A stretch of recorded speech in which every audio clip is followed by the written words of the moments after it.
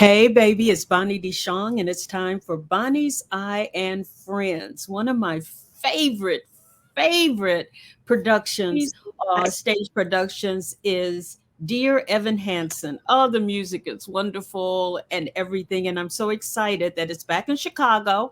And we have Jeffrey Cornelius with us, who is in the cast, and I'm just so excited to see you. How are you, Jeffrey? I'm doing well. How are you? I'm doing great. I'm doing great. Now, for those people who have never seen Evan Hansen in any form or fashion, can you kind of let us know what it's about? I think the best way I can put it without spoiling anything, and the best way I can put it is it's a story about what it's like to live in today's day and age and go through life, especially as a young person, and how it's a story for the outsider and all of us. Like it shows us how with like social media and the internet, we're closer than we've ever been before, but we still feel so alone and further apart than we ever have. Yeah, when I first saw it, I was like, this says a lot. This says a lot. And um I want to get into how you felt when you first saw it for the first time. Okay. So I saw it for the first time the day before my live, not so I saw it live for the first time the day before my final callback for the show. And I remember seeing it and like it's one thing to read the script and like know what the characters are saying and like try to make it make sense, and it's another thing to like see it live. And I was blown away, and I remember sitting there. It was the first time I cried in a while, and I remember sitting there not only thinking, wow, this is so important and the world needs to keep hearing the story, but also I have to be a part of this. See, I'm so glad that you are, because everybody who has seen it, and whether you've seen it on film or whether you've seen it live, it's um it's deep because there's so many things that our young people are going through today, and well, have been going through too. I'm not just going to say today, but this is something that has been happening over and over and over again when we go through a stage of life when you just feel lost, you feel like you just don't fit.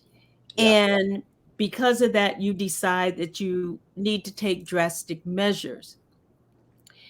In Dear Evan Hansen, Jeffrey, it's interesting the way the character switch happens between the popular guy and the guy who isn't so Yeah. popular.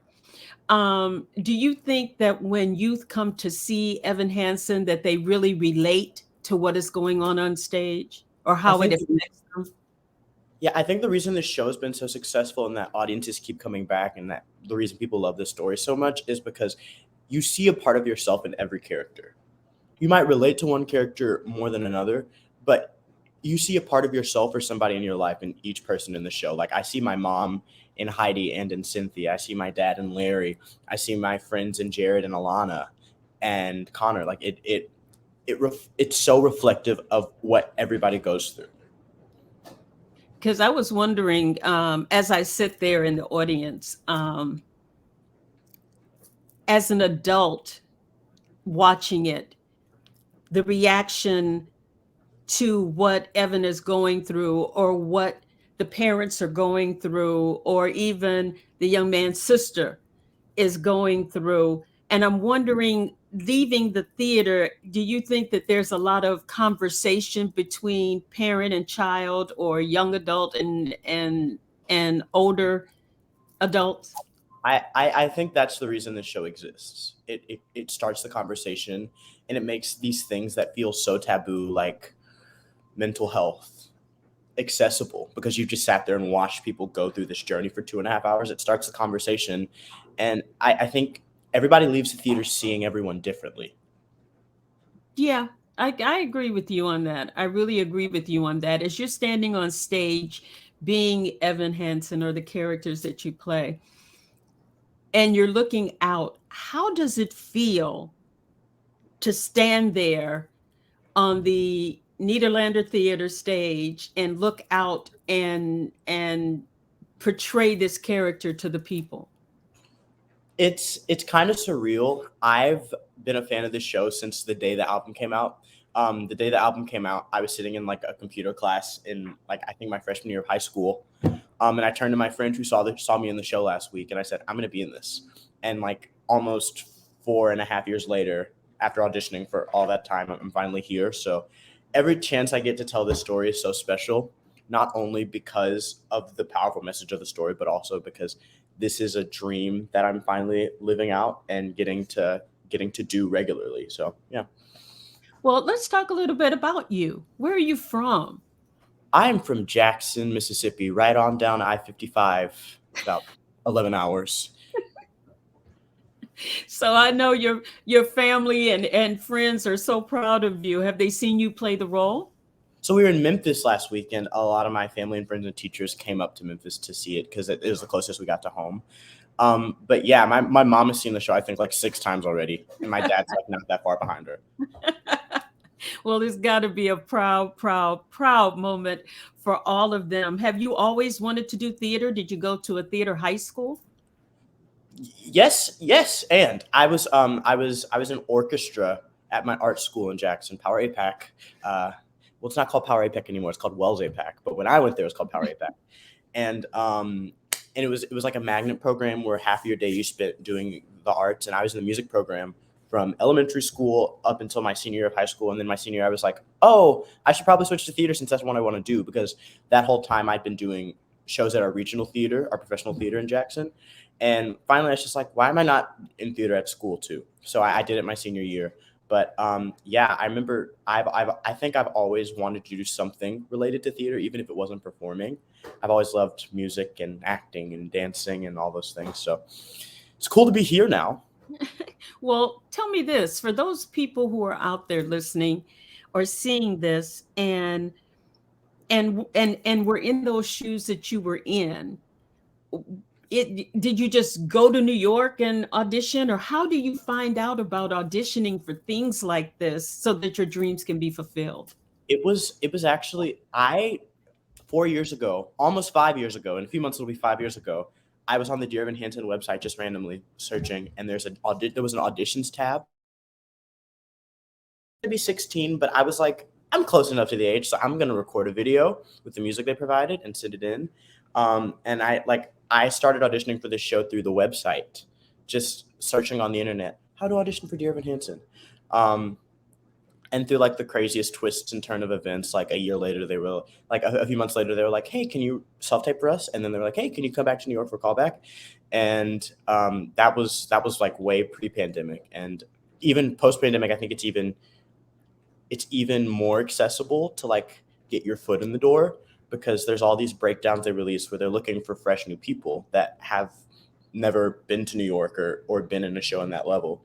Um, and just being like, hey, submit your audition, self tape, internet. Like the internet's making it a lot more accessible. Well, that's awesome. That's awesome for people to know that you don't have to just sit there and wait. You can reach out Yeah. and get what you want. Playing the character of Evan Hansen, who is a young man who is going through a depression and then he finds another spot. How do you mentally prepare for this? Um, that's a great question.